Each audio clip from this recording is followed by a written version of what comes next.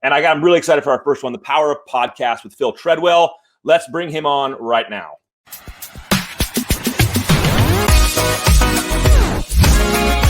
All right, friends and professionals, here we are with topic number 1.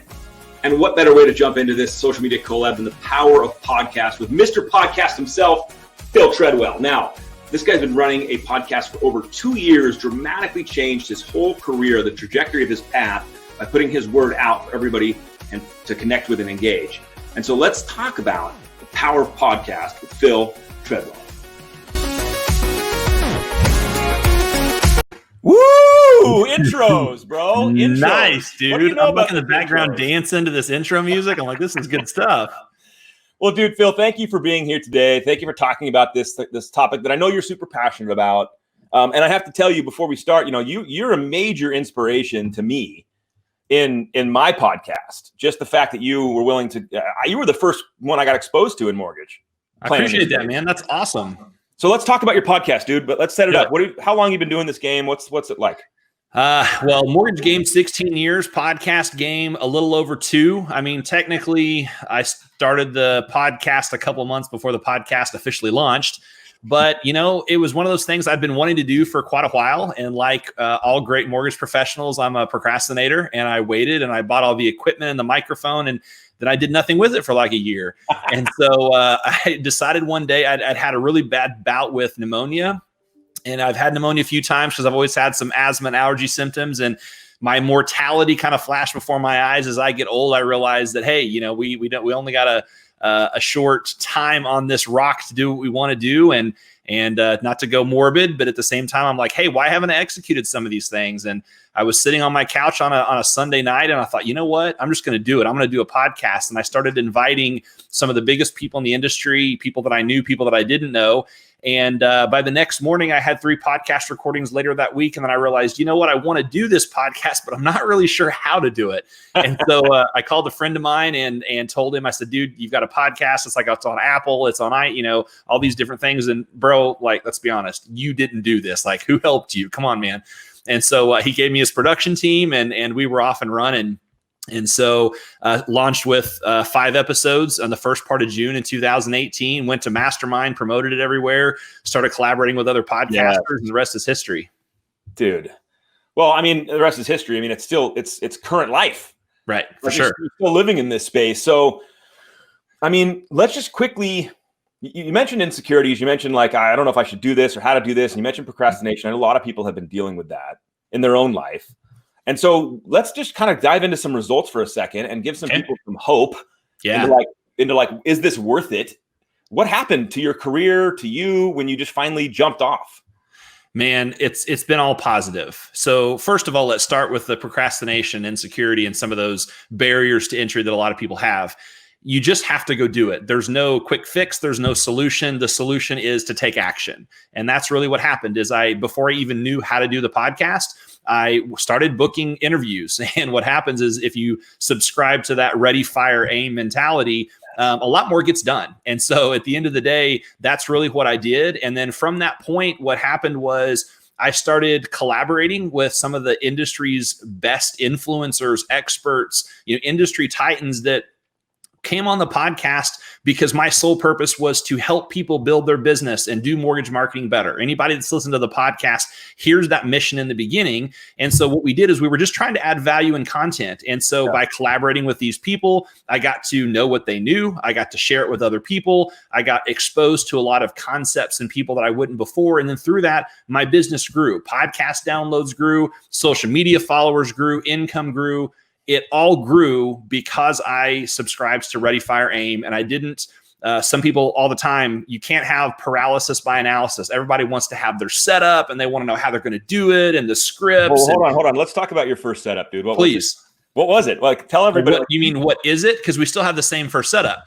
We got right here. It's a blue Yeti. It's the old school OG, silver one. Yeah, there's a black one right there. I bought this a year before I started the podcast. So 2017, about $100 microphone. I still have the same $40 Logitech webcam right here. Yeah, yep. Because see, what happens is if I go too high def and you see what I really look like, you're going to understand why I have a radio face into the podcast and not like this whole video thing that you're just rocking out of the park, by the way. And so, I mean, at the end of the day, my first setup was about $150 worth of equipment. I found a podcast hosting platform that was like $15 a month. And then everything else was because I didn't want to take the time to learn how to edit, and I paid someone else to do it. So, I mean, again, my setup was minimal, and I still use it to this day. Well, see, I love that, dude, because it's just telling people, dude, just jump off the edge. Like, it's just jump off the edge. It's clearly worth it. And we have a LinkedIn question here on this about solo style podcasts, okay, which I love. And I don't know why LinkedIn isn't throwing up LinkedIn user 1.0, but share with your thoughts on solo style podcasts.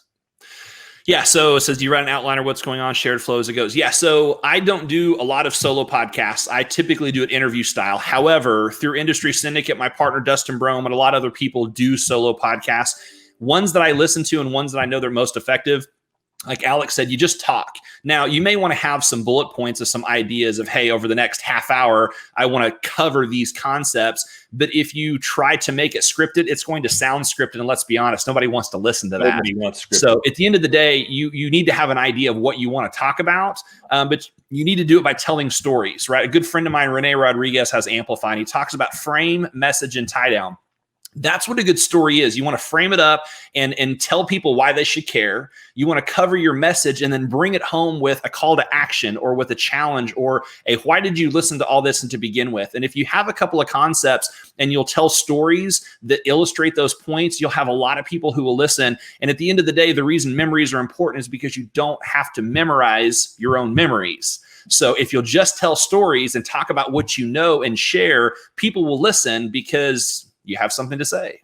So, Phil, did you ever think that starting a podcast 2 years ago would take you where you're at today? Absolutely not. Did you have? Yeah, you didn't have it. You didn't see it either. Because I saw you sitting up there podcasting with Gary Vee, and I was like the most jealous, like just sitting back, like and like so 2 years ago to nothing to sitting down with Gary Vee.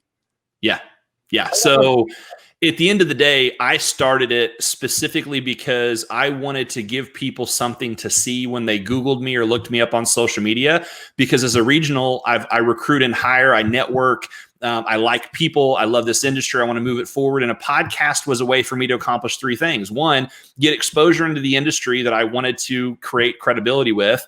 I wanted to add value and information to the people who was my audience. And the third thing was I wanted to do content in a way that was passive, because I don't watch a lot of long form YouTube videos. And so podcasting, you can get people engaged longer, and you can do it at the gym. You can do it while you're at work. You can do it in the car. And that's what I wanted. As a busy professional, that's how I consume content. And I wanted to create an outlet that did those same things. So I want to hit something you said, because I don't want people to miss this. What Phil's doing is creating human connection at its core, right? And so it's framed up in mortgage because that's his space. But I want to share a side thought and let Phil jump on it and go deeper, because he'll know people like this. I have a loan rep that works with us up in Seattle who started doing a podcast because he's starting to listen. But his podcast is not about the mortgage industry. Right. His podcast is about adult men's and baseball leagues. And these people that play baseball leagues competitively as adult males and are into it, like deep into it, not just in watching it, but in playing it. And so he started this thing called The Comebacker, and and I'm like, well, how much business are you getting from this? And he's like, all of it's now coming from this. Yep. Because they know he does mortgages. Like, he doesn't need to be like sponsored by me, the mortgage guy. Like, it's just amazing what it does. And you've been living this. Yeah. So personal branding, I think people miss this a lot, is about the person, not the brand. And so many people want to create a shtick or a website or a logo and call that their personal brand, when really what they need to be promoting in their content is themselves. And just like this guy did with the podcast with The Comebacker, I have a loan officer that created a podcast because he and his family do a lot of ministries. They do a lot of nonprofits. They adopt kids. And so he created a podcast in his community that does nothing but highlights other nonprofits and charities and ministries in the area. And again, people know he's a loan officer. You don't have to go out and amplify that fact, but he's getting to get into circles and talk to people that he didn't think that he would. And so that's really what this whole thing is about with me. My audience was other mortgage professionals, people I wanted to network with, Yes. people that I wanted to potentially recruit and hire. And that's the formula you have to choose. Who is your audience? Yep. You have to decide what type of message you want to give that audience. And then number 3, you choose the best medium to deliver that message to that audience. For me, it was podcast, because other busy mortgage professionals may not have time to sit here and watch a 30-minute video, but most of them do have time and are capable of listening to a 30-minute podcast. And so, then it was a matter of just a little bit of hack and culture, right? I bring huge people on who had something to say, who offer thousands of dollars a month is what their coaching costs or their platform. Yeah. And we get them for 30, 45 minutes for free to ask any question. I didn't care if nobody listened. I was learning all kinds of crazy stuff. But I have to highlight this again, dude. The fact that you just asked people of credibility to come on. Yeah. Like, who's Phil Treadwell? And you're like, come on my podcast. And they said yes. Because, people want to talk about themselves, and you're giving them a platform to talk about themselves. Mm-hmm. You don't even have to do the talking. You don't. And that's the cool part about it is most of them initially, I would never forget Todd Bookspan, is a good buddy of mine now. When I reached out to Todd, because I had seen him at Gary V, he was there with a group of like 10 people. And he reached out, I was like, who are you? Why are you asking me on? Whatever. And I let him know, listen, I'm just starting a podcast about mortgage professionals, for mortgage professionals. I want to bring people on to offer content. We're not monetizing this. I'm just trying to add value to the industry. And those first 10 or 12 conversations they realized there was no hack as far as trying to get something for nothing. I wanted to amplify them, add their value to my audience. I was going to get to learn something.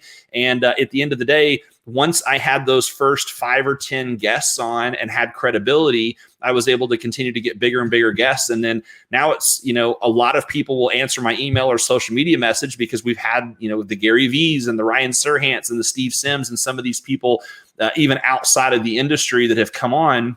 And so it was just a matter of asking. I learned that from the 4-Hour Work Week with Tim Ferriss. Pick up the phone and ask, and you'll be shocked what happens. People are like, what do I need to say? What is my script? No, call and say, hey, here's what I'm doing. I think you can add value. Here's the type of value I can add for you.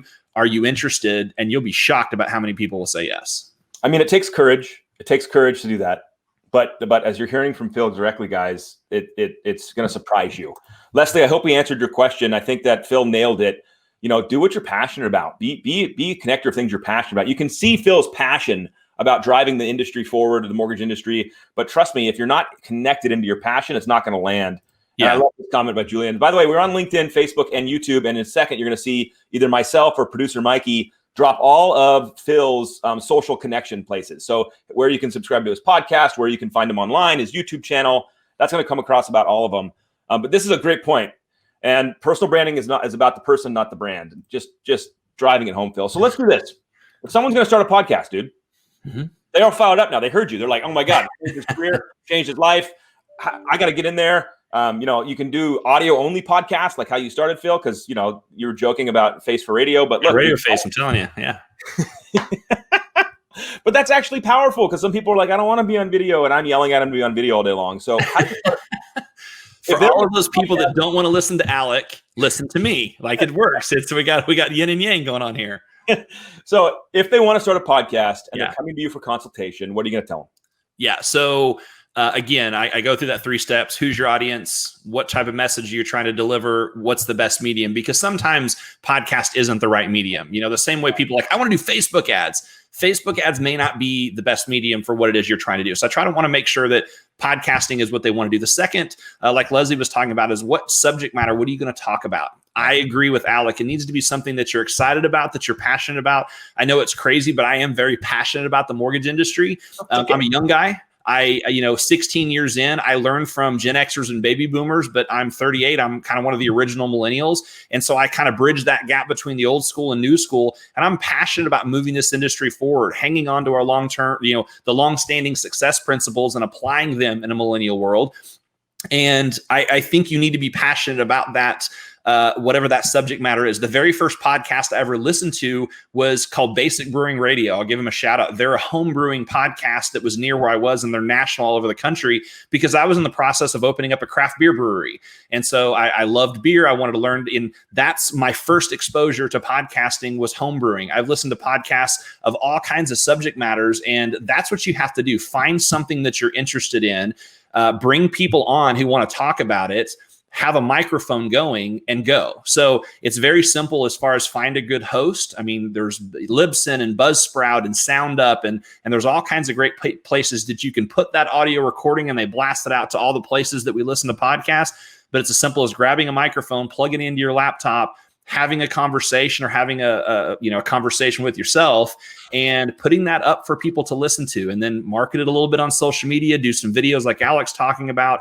The process of a podcast is not difficult. There are so many great resources out there. You can Google it. You can message me. You can message Alex, Alec. All of these people and all these resources are out there for you. You just have to make the decision that you want to do it and that you're going to do it consistently and persistently over time. I don't know if persistently is a word, but we're going to use it. Consistency and persistence over time is how that you're going to have success at this.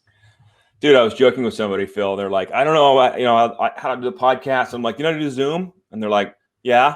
I'm like, you see the record button at the bottom? Yeah. You just did a podcast. Mm-hmm. Like you just did a podcast. You joke. What people don't know is that a lot of people know, but what I don't think I mentioned enough is every single one of my podcast recordings from day one has been recorded through Zoom, even the ones that are live, right? So that's how my first podcast producer taught me how to do it. Because when you record in Zoom, as we all now know, it gives you an audio file and a video file. You're done. It splits it off. So that audio file, I send it to an editor for a little bit of money. They, create a little intro and outro with some cool music. They put those bumpers on there and we upload it, and that's it. Even when I'm live and people laugh at me, but hey, it's a poor man's podcast. I'm going to roll with it. I'll have people live. I'll open up my laptop, put the webcam on top.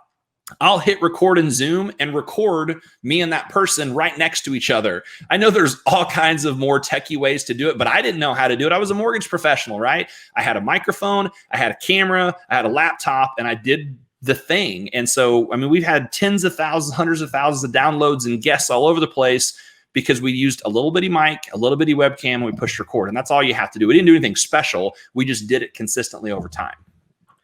Man, I love that message so much. So many people need to hear that are in their space, whether it's mortgage or anything in sales, or you want to build community. I've got a buddy who does hardware components for computers, transistors and blah, blah, blah, and international distribution. And he started a podcast, and all of a sudden these guys at billion-dollar companies are like, can I be a guest? And he's like, there's no one else in his space, contributing to the conversation. All of us have audiences. Well, and I now get at least one a day, if not two a day, people that reach out that want to be guests on the podcast. Some are a great fit and some aren't, because again, my mission and the whole point of the podcast is when mortgage professionals listen, that they're hearing something of value that can help them build their business or do mortgage marketing better. And some of the topics may not be as sexy as others, right? Yep. But that doesn't mean that there's not value there. And sometimes I'll throw in those episodes that a lot of people, even my own wife, she'll listen to them and help me out. She's like, well, that was, an okay episode or whatever. And I'm like, but people need to hear it. And so you kind of get to that place where you're sharing information, whether it's popular or not, because your point is to do that. But be excited about it. I learn so much new stuff by having conversations with people, and we all do it at events. The difference is I put a microphone in front of mine. So I got a question here from a LinkedIn user. Please. It's funny. It's got to be the same person because everyone else on LinkedIn, I'm getting their names.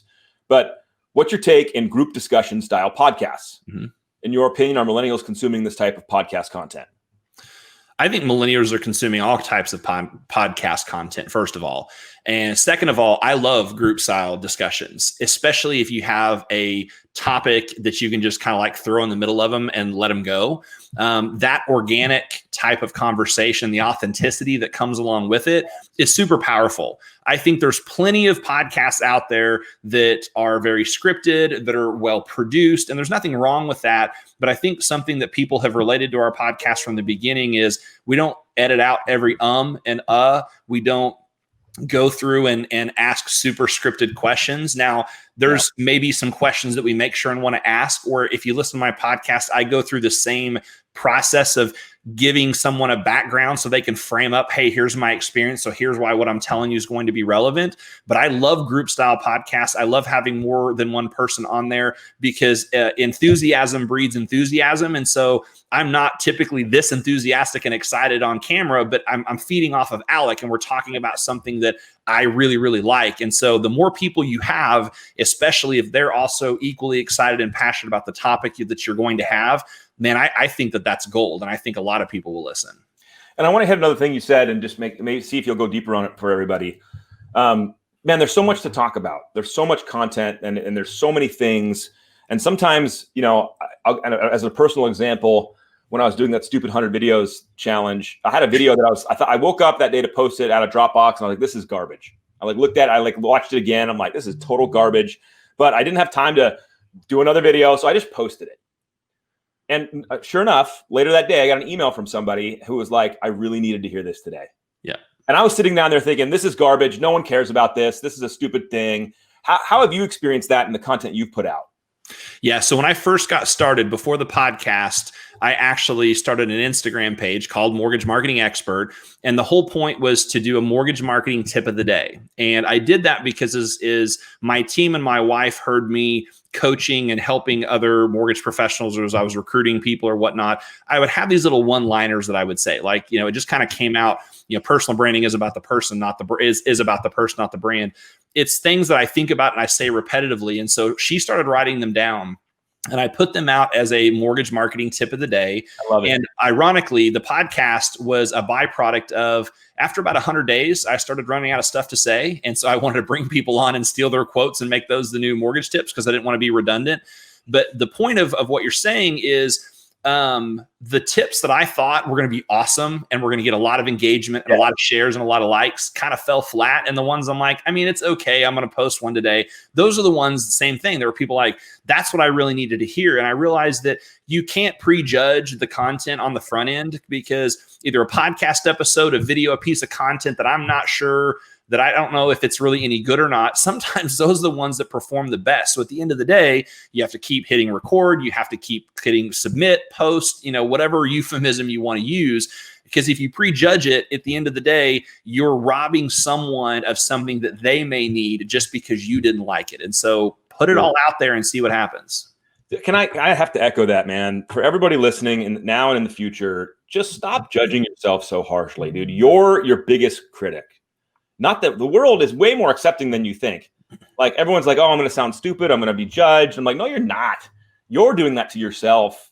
And this is, Phil's just sharing openly about his experience through this and the connection it's created. And stop judging yourself, man. The enemy of great is perfect. And everyone that tries to be perfect, that tries to have the right saying, that tries to produce it, that has the right background, like all these different things, you're robbing yourself of doing great things, putting out great content, really accomplishing something because of that perfection. If you look at the statistics, there's a very, very small percentage difference in great that's pretty easily attainable if you work hard, and this perfection that's unattainable. You really don't get that much lift between the two. So focus on making the mistakes, because I know Alec will say this, because I will too. Every really impactful thing that's ever happened to me or that I've learned has been coming through a mistake that I've made or a failure that I've had or learning through someone else's failure. And I say that all the time is, you taking your experience and failures and imparting that into someone else is the very definition of wisdom. And so, you can't have great things happen without failures is the point. So don't worry about making mistakes. Just go do a bunch of stuff, figure out what works, figure out what doesn't work. And the formula becomes very, very clear. So guys, we've got about 7 minutes left on the Power of Podcast before we're going in deep diving on Instagram. So this is your chance to really draw out your own personal questions and ask Phil what's really going on. I think it's self-evident. Okay, let me ask you this, Phil. Should everyone have a podcast? I don't think everyone should have a podcast. I think everybody that wants to have a podcast should. There is podcasting is still wide open. I'm getting ready to post a blog post that talks about the things I've learned over the first 2 years. And the very first point that I make in there is there's still room for everyone. We're not at critical mass where there's not a lot of podcasts. And the cool thing about podcasting and podcasters is we're not mutually exclusive. We're actually each other's business development, right? If someone that's not been exposed to podcasts comes and listen to my podcast, chances are they're going to go subscribe to 3 or 4 or 5 others and vice versa. So we want to lift each other up. We want to help each other. So if you're wanting to do a podcast, one of my first recommendations, reach out to other podcasters. And so, yes, go out there and do it. We have, I think the number's close to 100 million people now listens to podcasts on a monthly basis, but there's still like half of the country that still has never even heard a podcast before. And I want to throw out a couple real stats real quick because I think it's extremely important. The average podcast episode is 37 to 40 minutes long, and 93% of people listen to most or all of an episode that they begin. Only 7% of people listen to just the beginning or less than half. And a couple of stats on that, the reason that's important is because a podcast listener is 45% more likely to have an income of $250,000 or more. You should hear target market. And then the other part of that is that 70% of podcast listeners say that they've become aware of a product or service specifically because of a podcast episode. And that's super important because when we're talking about unfolding content and we're talking about really, creating ideas and unfolding thoughts and whatnot, you can't do that in the first 10 seconds of a video, but you can do that in the first 5 minutes of a podcast. And so, man, I really, really encourage people, if you've got a cool idea, go do it, be committed to it. Don't do it for 3 months. I think it's Lewis Howes that says, if you're not committed to putting out a podcast episode consistently for 2 years, don't even start. And I agree with him. I will say you don't have to do it every single week, but you need to do it consistently. But yeah, I think it's a long-term play that people need to jump on board. So let's ask this and try to get this out in like a lightning round here. So let's talk about momentum, because you just made a comment that I think might scare people, which is if you're not willing to do it for 2 years, don't do it. And everyone's like, it's too much commitment. And my personal experience on that is I was going to do 1 podcast a month in 2020. That was my goal, 12 podcasts. Yeah. And then all of a sudden now I'm doing 1 a week. Yeah. And I'm booked out through for next 60 days. And I was like, holy crap. Like the momentum, it just rolled on me. And I'm like, I think if you put yourself out there, you'd be surprised how it all connects. For sure. But then let's give you your take on long form content. Like this is long form content, a podcast. Mm-hmm. But what does that do for you in terms of creating like as a pillar content for you? How does that help? Oh, so that was a softball. That was a great cue up right there. So podcast, in my opinion, is the best way to create long form content. Example, if I use Zoom, if Alec and I were on a Zoom call right now and I'm recording both audio and video, we're going to have a 30 or 45 minute conversation. And now what happens is you can use the audio for a podcast. So you have audio content. You can shorten those into smaller clips and do it on Alexa flash briefings on the Amazon device. You can take those and create audiogram graphics. You can take some of the quotes and create quote picks. You can transcribe it and create a blog. You can take 2 or 3 minute videos and create highlight videos on YouTube. You now have pillar content and long form content that you can break up into micro content to put across any social media platform, anywhere that you're putting content out. Period. So my point is that you can have 1 30 or 45 minute conversation a week, a month, however often you want to do it. I don't want to scare people with that. I just want to make sure people don't wait in and say, I'm going to do 3 podcast episodes and, cross my fingers for results, because there's an element of a long-term play here. Yes. But you could create a podcast, even if it's not officially a podcast, you could have a conversation with someone and break that up into micro content, hundreds of different ways. And now you don't have to worry about what content do I create? What do I say? Go have a cool conversation with someone and break that up into a bunch of different pieces. And now you have content to share all over the place. Dude, you're the man. You're the man. I'm so appreciative of this, like just this 30-minute engagement time. I mean, there's so many comments here about like, this is amazing. And thank you. And, your commitment to pushing the industry forward, to having these conversations, to sharing openly and honestly about like what gear you use, no secrets, no hidden thing, no buy my ebook for $20 in the back. No, just that authentic nature is what's crushing it, dude. So I really appreciate you. 2 minutes left. Final comments from Phil Treadwell. What do you got? Man, effective marketing is the balance of trust and attention. Okay. Someone wrote that down. What's that? Say it again. Yeah. Effective marketing is the balance of trust and attention. And it's something I say all the time, so people are probably getting tired of me saying it. But I could light myself on fire or light Alec on fire and put it on TikTok, and we're going to get all kinds of attention. But we've not created any trust that people want to do business with us. But we have a lot of some of the most trusted mortgage professionals out there and real estate professionals that aren't putting out content, that aren't trying to build a brand. And so they're still not doing any business because people don't know who they are. You have to balance the two. I will say, to take it a step further, that I think the future of production in our industry are built around technology, automation, and access to data. And I think that if you do a podcast and you create that micro content, there's all kinds of ways to automate it. But man, at the same time, go out, have fun with it, do something that you're going to every morning wake up and be like, I'm excited to do this today. Don't count the results. Look up 6 months, a year later, and you'll be shocked at what's happened. Dude. Keep crushing it, man. Thank you so much. All right. You're out. You're free, brother. Thanks, man. Appreciate you. Have a good one, everybody. Man, dive into the waters, team. Like, how much more proof do you need? Dive into the waters. I don't care where, but go all in and have some fun with your career, with yourself. Don't take yourself so seriously. At the end of all that stuff is unbelievable opportunity if you're willing to play in the space. I hope it brought you value today. Please go find these wonderful human beings online, connect with them, follow them, see what they're doing. Man, I appreciate you all. Have a wonderful day and a wonderful week. I'll see you on the internet.